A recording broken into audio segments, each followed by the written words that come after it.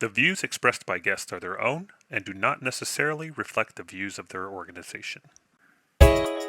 Welcome to the Enterprise Knowledge Cast. This is a look into the world of knowledge management, information management, data management, and everything in between. This is brought to you by Enterprise Knowledge. I'm Zach Wahl, founder and CEO of EK. Today, we're speaking with Laurie Gray, Vice President of Customer Experience and Design at RGP. Laurie, welcome. Thanks so much, Zach. I'm so glad you could be here. Laurie, I think I have it as you lead the experience innovation team at RGP, and that is a very cool name for a group. You want to lead off by telling everybody a little bit about what you do and what RGP does for context? Sure, absolutely. So I'll start with RGP because that's kind of integral to the story here. RGP is a mid-sized consulting firm focusing on business consulting of all types, including finance, accounting, but then also we get into some of the more technical areas in terms of data and analytics and transformative work in all different types. We recently have expanded our abilities to do digital services for clients, digital transformation capabilities with the acquisition of Veracity a little over a year ago. So that's what RGP does. We are worldwide with north of about 4,000 employees at the moment. My team, the Experience Innovation team, is an internal group with a strong background in user experience design. Our remit is to look at opportunities for internal digital transformation and to enact that across the organization, working with stakeholders cross-functionally. Excellent. This is the Knowledge Cast, and we talk a lot about knowledge management, but I love the fact that nowhere in any of that definition did you use the phrase KM, though I know that you do a lot of knowledge management. So one of the things I always like to ask our participants to do is define KM or define how you talk about what you do. Imagine you're at a cocktail party and somebody says, Laurie, what do you do? How does that come out?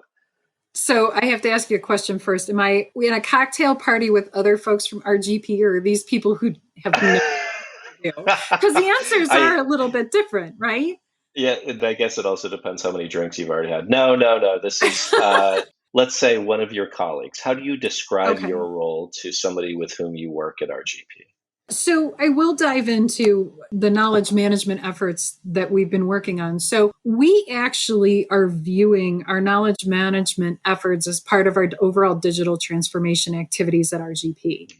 And in full disclosure, right, how we came to meet you a few years ago was we started off embarking on the question of how can we help to provide a digital experience for our field team members. And we landed very, very rapidly on the fact of, well, we can have all these great ideas, but until we get the taxonomy in order, there's another big word, until we could use the same language organizationally to talk about things, i.e. the taxonomy, we weren't going to get this off the ground. So we really started there. We began to spend a lot of time focusing on building that enterprise taxonomy, coming up with consistent language to use. And once we had that, it was time to really move into the knowledge management piece, which is really focused on allowing the organization to capitalize on sharing knowledge and information. And the way that we're really tracking that is through the concept of redeployable hours, right? The challenge that we have as an organization right now, or historically, was we couldn't find anything. If we couldn't trust it. What do we do with it, right? And we were wasting a tremendous amount of time. And so our focus moving forward is to create this digital platform that is highly organized, that allows us to find and get in and get what we need and get out and get back to our higher value day jobs, really. And so whether it's documents, whether it's content, whether it's identification of people to contact, all of that is wrapped in this. And again, we've got that taxonomy floating within there. So to drive the search and the tagging and the structure and the organization of all of this material. So, moving toward almost our goals for the future, looking at a true content recommendation engine with the promise of artificial intelligence and machine learning ahead on the horizon. So we're super excited about what this can do. Early indications is that we are beginning to move the needle slightly. We're doing incremental rollouts. We're beginning to move the needle a little bit in terms of those redeployable hours for the teams who have launched their sites already. Fantastic. Wow. So there's a lot that we need to talk about. Let's go back to the beginning here. So allowing the folks at RGP to capitalize on the knowledge and information that exists within the organization. That's a Right. really powerful mission statement. There are a lot of pieces to that. First, let's talk about how you came up with that vision. How did that come to be within RGP? Because a lot of organizations say what you said, right? Can't find our information, don't trust our information. But there's a big leap between that and having a very clear vision as to what you want to do and how you want to do it. Tell us a little bit about that story. I think honestly, I've been dabbling in knowledge management professionally for at least since 2006, a little after 2006. So a number of years. And it started with working with the McKesson intranet redesign. McKesson had acquired a number of subsidiary organizations and was looking at trying to get everybody onboarded onto an equivalent platform. And I was part of the project team to help make that happen. That was my first touch. Then a number of years later, 2016, 2017 timeframe, I was involved in the DeltaNet redesign, which was enormous for Delta Airlines and also was considered one of the Nielsen Norman Award winners for that year. And so being hands-on, deeply involved in both of those transformation efforts really, I think, set me up to understand all of the various pieces and parts that went into all of this, right? The other part that I think is the background and the information that I jokingly refer to as my nerdiness that I bring to the table. So healthcare was actually my first career. I was actually a practicing speech language pathologist. And so this business of the parts of language and how things relate to one another and that kind of, the stuff that we really get into when we start talking about content strategy and the taxonomy and how all of that overlies each other. And then, the user experience pieces that start to come into that, right? Topped off with a nice dollop of systems thinking, right? Because everything is related to everything else at this piece. And so, I think that's what got me to this point. And when I joined RGP, the story kind of famously goes, my then hiring manager, Tracy Figurelli, said, hey, we're not really ready to start the Voice of the Customer program, which is what we had been talking about. But we've actually got a lot of other stuff we need to do. One of those things is knowledge management. Can you help us? And I said, heck yeah. So that was how it all began. And we really began with just socializing from a content perspective, following one of Peter Morville's honeycomb diagram in terms of what our target looked like as far as the content went, right? With the content being useful and accessible and valuable and all of those things, and starting to socialize that around the organization. And then from there, people began to head nod. Yep, I agree. Well, how are we going to get there from here? And it just continued to build and build and build into what it is today. That's amazing. It sounds like your background played a really major role in helping you to not just spot the need, but also really to define the solution or understand what that might be. And by the way, I got to say, I love hearing about people's circuitous routes to where they are now. And speech language pathologist is a new one. So thank you for helping me check that box on my KM Bingo card, Laurie. Great. Of course. But when it comes to actually defining this vision of saying this is what RGP needs, it sounds like that was really iterative and you heard from a lot of your colleagues and they helped to shape that vision. Can you tell us a little bit more about that story? Because I think that's so powerful, how it wasn't just you, but it was you facilitating a conversation with your colleagues to say, this is what this thing should look like and this is what it will do at the end of the day. Even to pivot on that a little bit more, this is what's possible, right? Take my hand, I can show you what the future looks like and we'll go from there. RGP had a SharePoint platform, right, that had been created. And my boss, Tracy, had been one of the folks involved in setting it up. I worked very closely with another gentleman who eventually joined my team, Ryan Rettmeyer. And so he was kind of my first test case, right, was winning Ryan over because Ryan was technically really considered the business owner of the SharePoint site. IT was there to support from a technical perspective. Ryan was there to support from a business perspective. They worked very, very well together. But what we found was that historically, it required, I think, probably a lot more governance, probably strategy sitting on top of it, particularly from a content strategy perspective. And in all absolute fairness, I mean, I don't think that the group of folks who started the knowledge management effort at RGP, Tracy and Ryan and the IT folks who were there, they absolutely were going in the right direction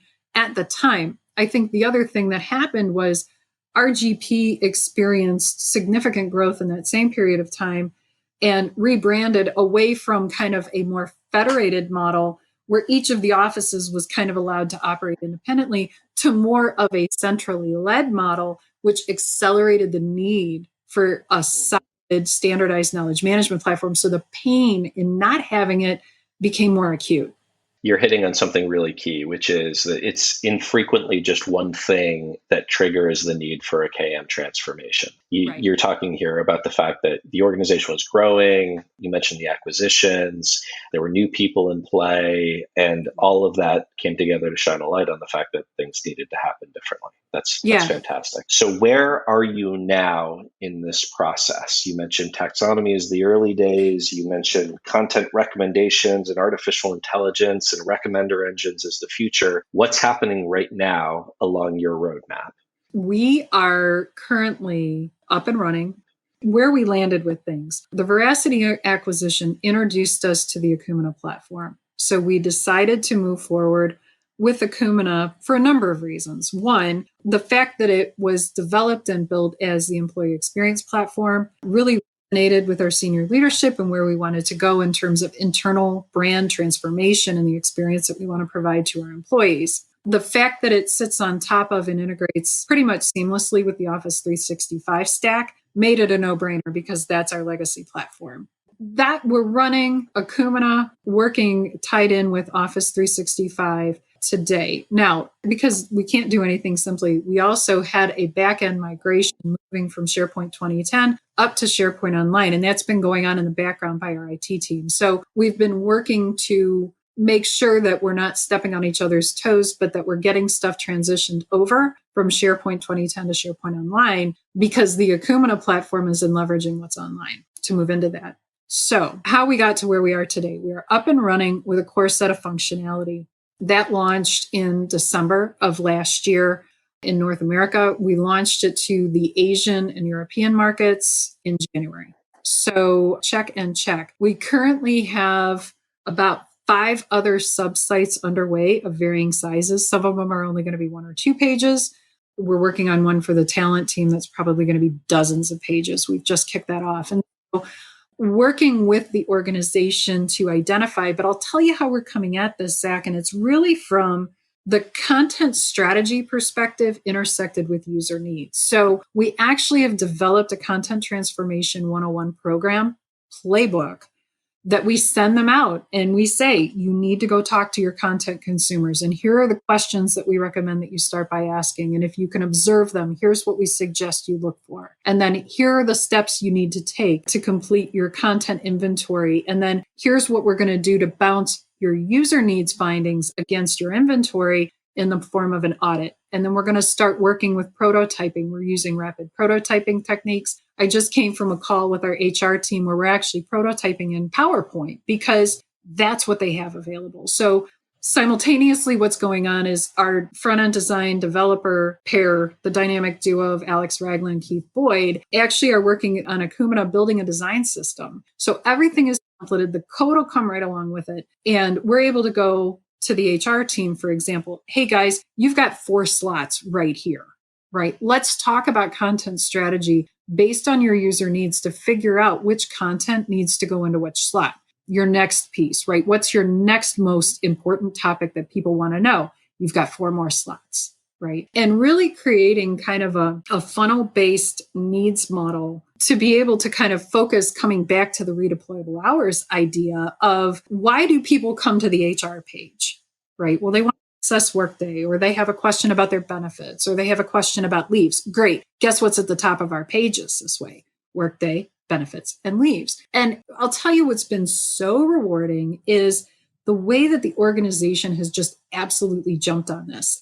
They're not just adoption, but like wholehearted bear hug of an embrace of user-centered design best practices and taking it back out to their consumers and really getting them to shift from that inside out thinking to the outside in. And it's so powerful. Like the interface and the system that we've built is tremendous. We've done some fantastic things. We've begun to convert individual account team onboarding. That was another site that we launched in January, taking one of our largest, most strategic accounts and creating a consultant site that provides a more self-service look at onboarding in order to give some of the talent team members who were previously doing all of that manually some of their time back, right? It's the most visited page on the site right now. But again, they came to the table. They had participated in a design thinking exercise that Alex and I had run last spring and said, hey, I've got an idea. Can we make this happen? So they're proactively embracing design thinking, user-centered design, and the combination, I think, with our toolkits and the approaches that we're using in terms of making design accessible to them, PowerPoint templates, for example, to drive visually based conversations to get to where we need to go, I think is just so powerful and is working so well for us right now. You know, I have no reason to see that we are going to be anything but immensely successful right now. That's fantastic. You mentioned this embrace of the system and the approach. Do you attribute it to the idea that you've made design accessible or you've made this really simple, or is there more to it than that? Why have your folks been so open and so willing to jump on board and say, yeah, we're gonna do this? That's a great question. You know, I think like anything, right? A good consultant would tell you it depends. And I'll tell you, I haven't stopped to think, so I'm just going to kind of go off the top of my head here, but I think the reasons behind it, one, the existing knowledge management experience and the pain that we heard when we began the organizationally based interviews. And we went around the globe, all different levels, and started talking to people about what's your knowledge management experience. And this started in December 2019. We started these interviews. The pain we heard was so intense and people were so frustrating that just that somebody was asking them, hey, help us understand what your experience is, I think was a great push forward. I think the design thinking exercise that we did last May was unrelated to knowledge management, was actually related to how we deliver talent across markets in a borderless fashion as in response to COVID, was so well received, was so well sponsored. Tim Brackney, our president and COO, was the executive sponsor of that effort. And I think having it placed at the right place in the organization, right? When we started, it was just kind of our little group of folks working on this. But when Tim got involved and then Kate Duchesne, our CEO, was involved, I began to feel like we got some wind to our backs and we're able to accelerate. But I do think the biggest thing that probably has helped has actually been Kate's efforts around employee experience, right? The human organization. And then further, my boss, Katie Conway, who's the chief people officer, really focusing on the employee experience, right? So we're hitting it at a good time organizationally as well, right? We're talking about internal digital transformation opportunities. We're talking about becoming a more human-centered organization internally and externally. We're doing some high-profile things that I think gave us some needed visibility and a framework, to be honest, right? The design thinking framework that we had developed, which we leveraged IDEOs heavily, right? The IDEO model, I've used it before, it worked well. Leveraging that pretty heavily to create our design thinking approach and helping to get people upskilled on it and getting them to think about, guys, you don't have to solve this on your own, right? You've got people out there who want to give you opinions and information. Take advantage of that. You know, you mentioned the role of senior leadership here, Tim, Katie, all playing an active role. I love your phrase of the wind at your back with them involved and supporting it. What did it take to get them supporting it? Were they just on board from day one, ready to roll, this makes sense? Or was there a little bit more of a marketing campaign from you? It was both, right? It was strategic intention in terms of introducing the power of design thinking and user-centered design to the organization as a whole.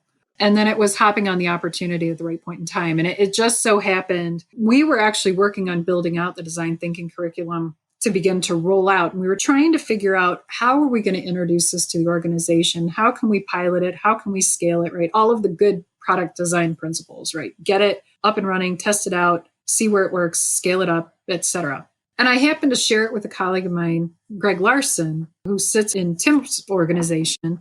I said, I just want to share something, we're kind of kicking around just as an FYI, right? Hey, if you've got a problem, this might be a way to solve it. Well, then the next thing you know, he called and he said, hey, Tim's got this idea that he's trying to solve. And I think design thinking might be the way to do this. And it had to be the Borderless Talent Initiative. We had a lot of fun with that. I mean, for anybody who's been involved in design thinking exercises, that it's just like a week's worth of improv, right? But we managed this. This was where things got crazy, right? I mean, this was really at the beginning of the shutdowns last year. And we had these people from across, we decided to limit it to North America because there were so many other variables that we had to account for doing all of this remotely. And the organization newly stood up on Teams, which I think had rolled out for us March 1st. So there was a lot of stuff going on at that point in time, as we all remember, but soliciting nominations, self-nominations from people who wanted to be involved and training them on design thinking principles and finding judges and finding coaches and finding people to be available to be able to help these teams walk through their exercises and gearing them up for their pitches, which were delivered to a panel of judges consisting from Kate to other members of executive leadership to market leaders to departmental leaders and everybody in between. And I was absolutely blown away by the quality and the power of what my colleagues were able to come up with. And so I honestly hold that experience and the visibility and just the amazing outcomes all the way around. Right. The pieces, sometimes, I'm not going to lie, I think there was more than a certain amount of luck that clicked into place here, but it was strategy and planning and, marketing internally and networking and trying the message so that people actually understood what we were trying to do, didn't think we were totally crazy and said, you know what, this might actually work here. And you know what, things are topsy-turvy enough. Let's just try it. Right. And it flourished. You mentioned a couple high profile elements to this. And I guess maybe part of the way that I would ask you to paint the picture for our listeners is to say, what can an average RGP employee do today that they couldn't do a couple of years ago? What's changed for them? Wow. That is a phenomenal question. Do you want a particular domain or just yes in general? Big yes, because I think there's a lot there. And I think it's important to paint the picture of just how sweeping this transformation has been. I think if I had to take it back and pin it on one thing in particular, I think it was our rebrand that happened in 2018, I think, which really flipped us around to the power of human, right? Mm-hmm. And really that emphasis and the focus on why RGP exists, which is in human service to our clients, to our consultants, to our employees, right? It really kicked off the conversation internally, I think, surrounding empathy and the importance of empathy. If I had to pick a singular event, that was probably the one that kind of began to pry open the door into the stuff that I've done for my whole career and that I'm most passionate about. As we began the brand rollout, Kate began to talk about empathy and human-centered and human-powered. Like our tagline is the power of human. Being able to take that forward and recognize the importance of the individual and human-centered perspective, empathy, views, etc.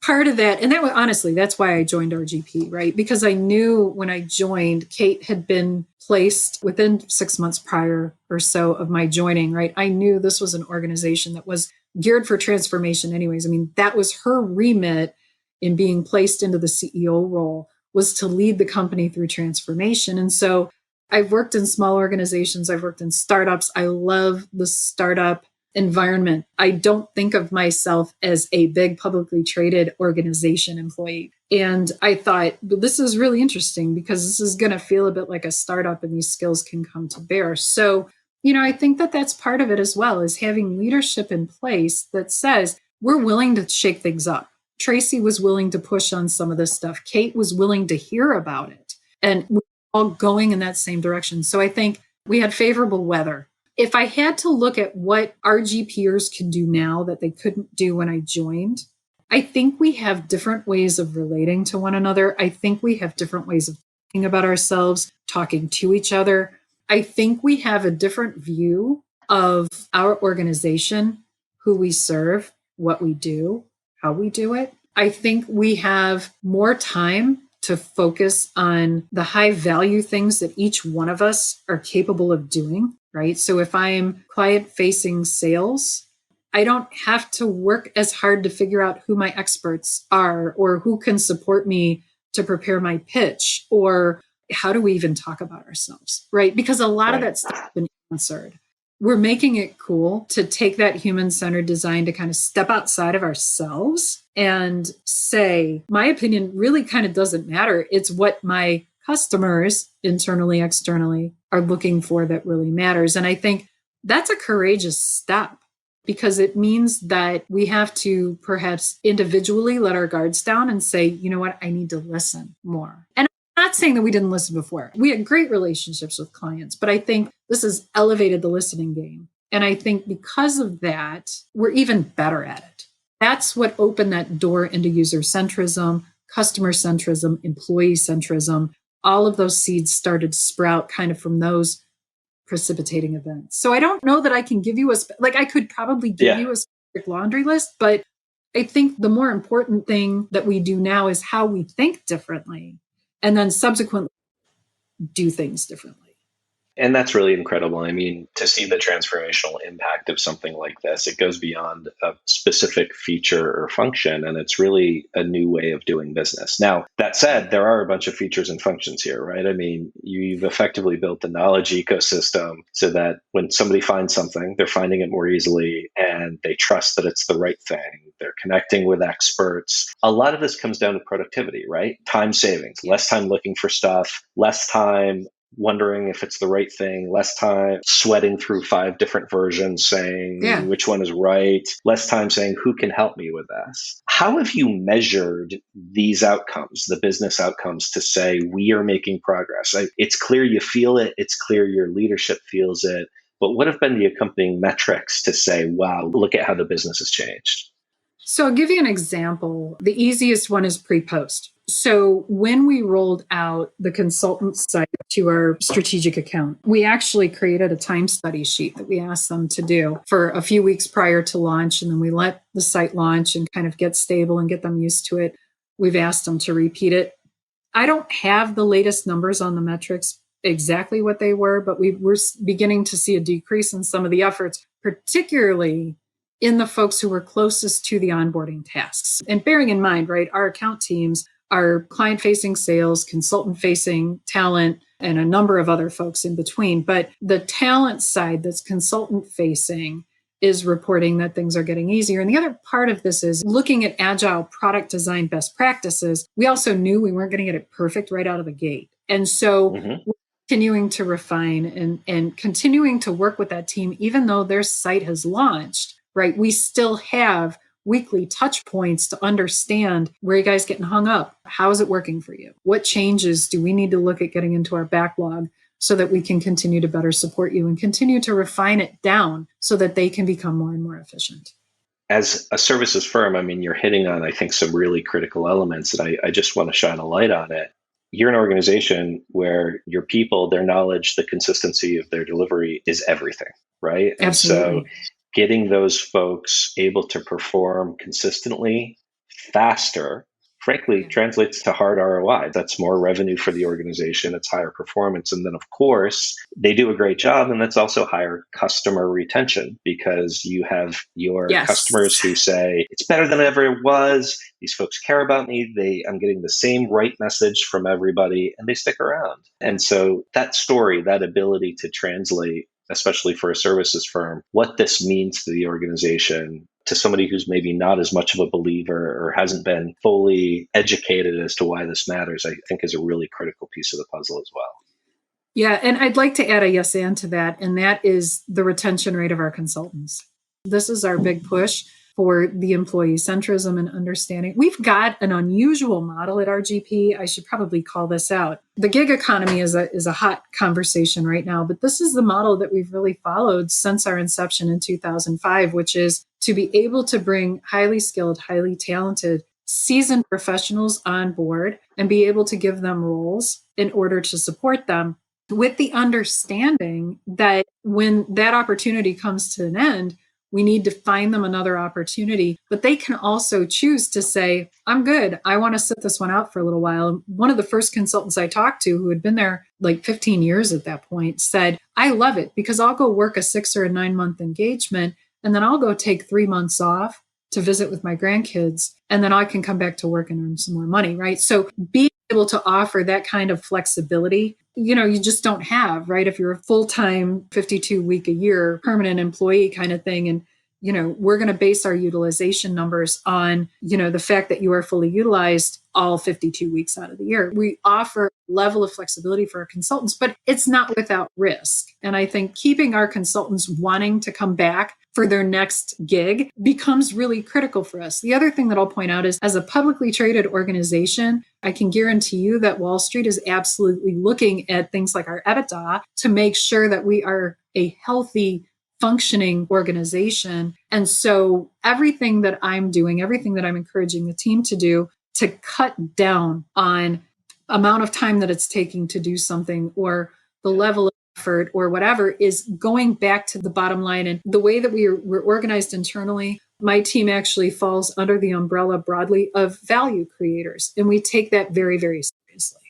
Now, you mentioned employee retention, and that's such a great metric. Do you have any numbers on that for us? Have you been able to track? Not yet. We're going to take a look at that at the account team level, but we want to let that clock run a little bit longer. We have not yet launched, and this is an interesting call out. We have not yet launched to all of our consultants worldwide, because we want to make absolutely sure that we have our content access permissions figured out, so that we don't have sensitive information being released to the wrong people or being released in the wrong ways. And so we're soft pedaling that. We do expect sometime in the next couple of months to be able to open that up to the consultant base worldwide, so that they can continue to access this as well. I think the value proposition for them will get stronger. Right now, we've been very focused on, we started with providing tools and services for the client-facing sales team account relationship folks. We've added now the consultant experience portal for that one strategic client. Now we're actually going in and we're providing equivalent support for our talent team members, to our recruiting functions and our people management functions, and then also internal corporate departments like HR. We're rolling those things out. We expect that we're still going to be working on this. Right now, I think the project plan runs through August or September of this year, although it wouldn't surprise me if we go further. Yeah, I'll tell you, Laurie, I really like the fact that it seems like you've almost productized this in a way. So for every new group or every new topic area, Yes. you have a repeatable process, and you're doing the facilitated elements of it. And it sounds like there's some really significant training elements of it. But then there's also like hey, here's the taxonomy, here's the content cleanup, here's the content strategy. I imagine you've got some almost like project artifacts that you keep redeploying. Am I guessing correctly about that? Absolutely. Absolutely. And I'm glad that you mentioned that, because that was the remit for the experience innovation team, was to bring products internally, externally to life. We work closely with the rest of the digital innovation. Think of us as like a subset inside of digital innovation. Digital innovation has the remit to bring digital products to market. We're focusing on the experiential portions of it. Because of my background, I just kind of happen to be the business owner of the KM part and also the taxonomy part. So Jonathan Wynn is a member of my team, who is our enterprise KM content and taxonomy manager. So we've got, here's the process and the artifacts. I mean, even Sarah Gray is our project manager. She's built templates and smart sheets. And when we go into an engagement, we can say, is this going to be a small, medium, or large effort? Do we think, great, we think it's going to be medium. Cool, drop that in. We think, you know what? If all goes according to plan, based on what we know so far, we can get this site launched in 2, 3, 4, 6 months, right? Whatever that begins to look like. Here are the playbooks that we're going to take off the shelf to make it happen. If we need to make taxonomy updates, like our content type taxonomy is a big one that's in flux right now, great. Here is equivalent taxonomy edit process that then folds into our taxonomy governance efforts, and the whole thing just moves along. So Excellent. Yeah, I do.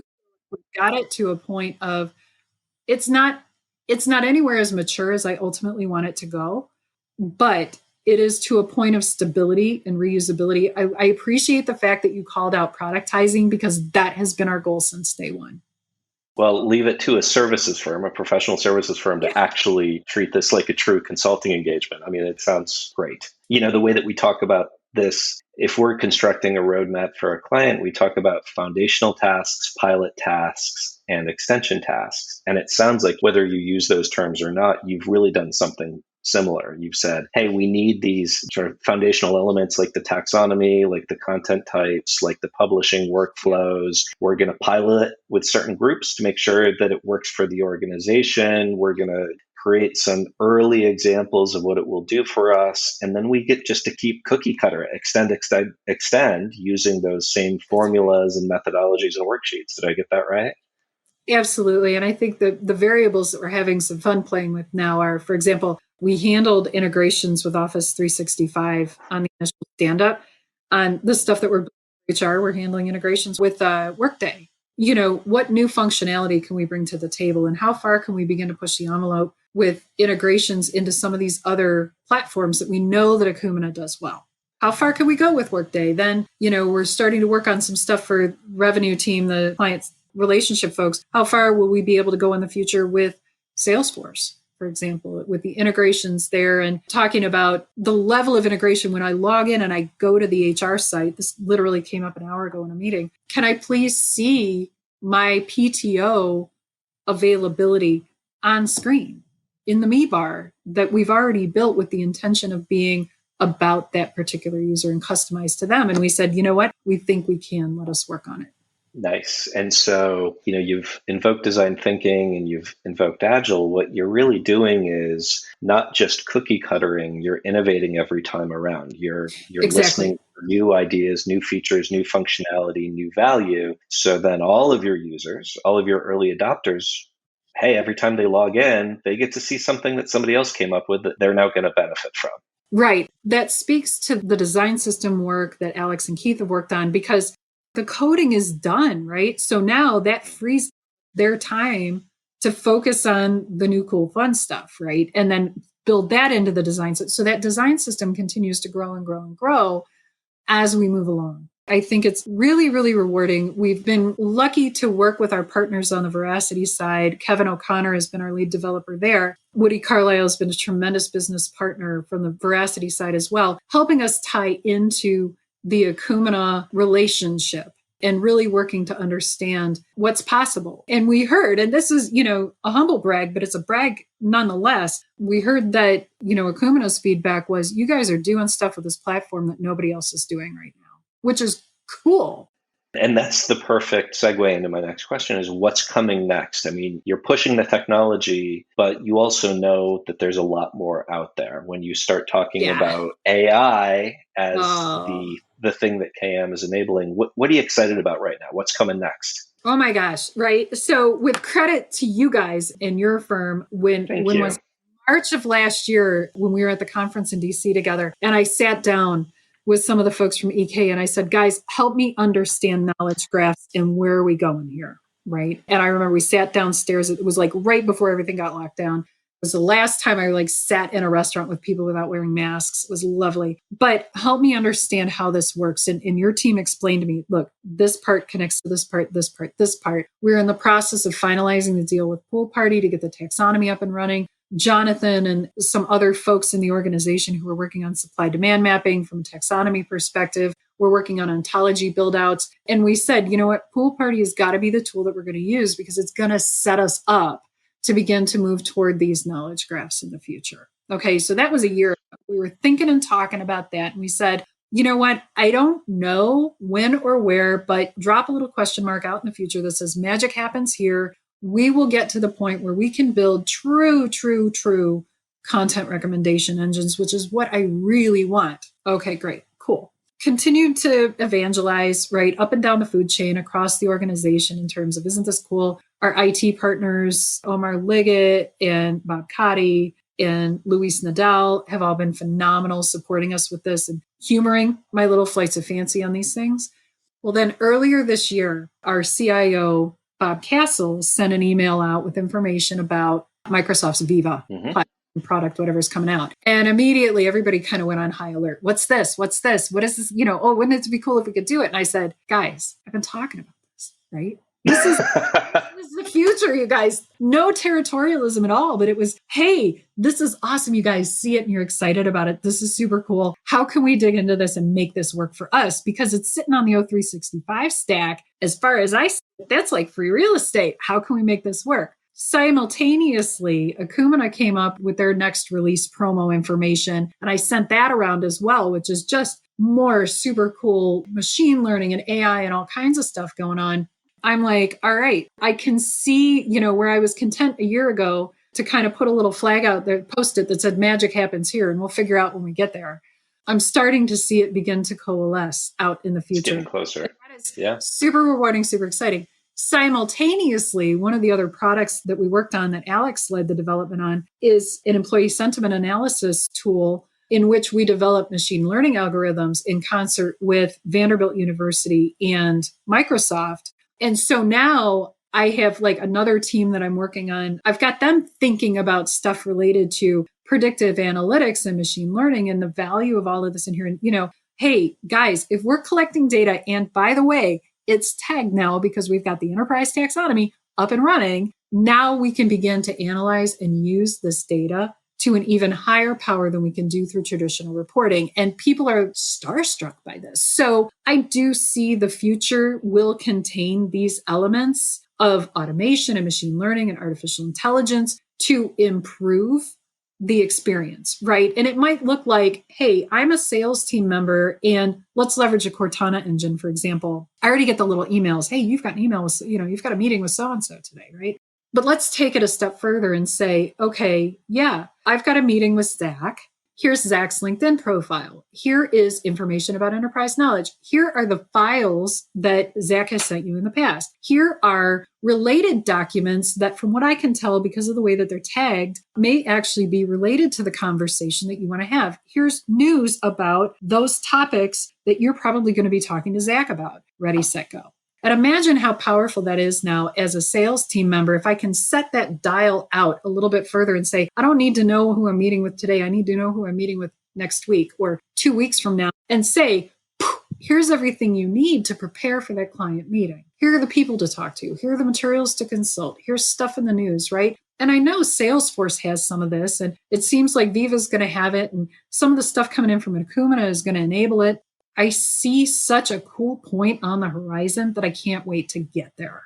There it is. Well, and you hit on a really key point. We've talked a lot about time savings internally, but as soon as you turn the lens to your sales team, you're saying more deals are going to close faster. You're going to identify more opportunity to upsell your customers, to offer them things that they need, but you didn't know that they needed initially. And all of this translates really to hard ROI, not just savings for an organization, but improved revenues. Laurie, I got to call this out too, because you're talking about all this really incredibly cool and innovative stuff that frankly can be real today, but it can only be real for RGP because of all the work that you've done over the last couple of years, right? Right.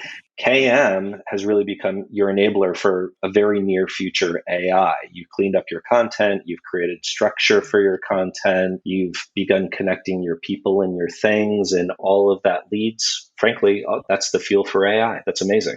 Right. And, I give you guys the credit because it was that fateful conversation that was 2017. I think it was late 2017 we first started talking. And I think it was 2018. It doesn't feel like there's been that much time evolved, right? I will say that things have moved really quickly in that short period of time. But I think check to the team internally who said, you know what? We could build a better knowledge management platform, but what do we even begin to call things and how do we file them and how do we catalog them? Okay, let's start with the taxonomy and then finding, I'll tell you exactly what brought me to you was your website, right? It was referred through mutual connection. But then when I started looking at your website and I was like, these are the people who will be able to do this for us because I could tell from an enterprise perspective, you guys understood what we needed. And I think coming all the way back around to the top of the conversation, I knew that because of the prior experiences that I had. If I come into this blind or unsure of, without my prior experiences, I think that knowledge and that expertise counts for something here. But I think you guys accelerated it. I think the organizational changes that we've seen along the way have accelerated it. I think the leadership and the interest and the genuine sincerity of my executive leadership team have accelerated it. I think the cool things happening in technology are accelerating it. So I think, will I ever get this opportunity again? I have no idea, but I hope so, because it's been so cool. It's so great. Well, Laurie, I just want to say keep doing what you're doing. And by the way, thank you for your kind words about what we've done with you as well. That is what motivates me and gets me out of bed. So I deeply appreciate that. Of course. Laurie Gray, VP of Customer Experience and Design at RGP. Keep doing what you're doing. Way to go. And thank you for sharing your expertise with us today. Thank you so much for having me. It's really cool to sit back and tell the story, because I tell bits of the story internally, but it's not often that I get to sit back and tell the whole thing. So thank you so much for having me. You got it. I think we're going to need a part 2 in another year or so. So stay tuned for that. There's a lot more to come. Indeed. Thank you, everyone, for listening to this episode of Knowledge Cast. Laurie Gray, Vice President of Customer Experience and Design at RGP. Fantastic story told. Check out more information on knowledge management. Visit our website at enterprise-knowledge.com to learn more. Thanks, everyone.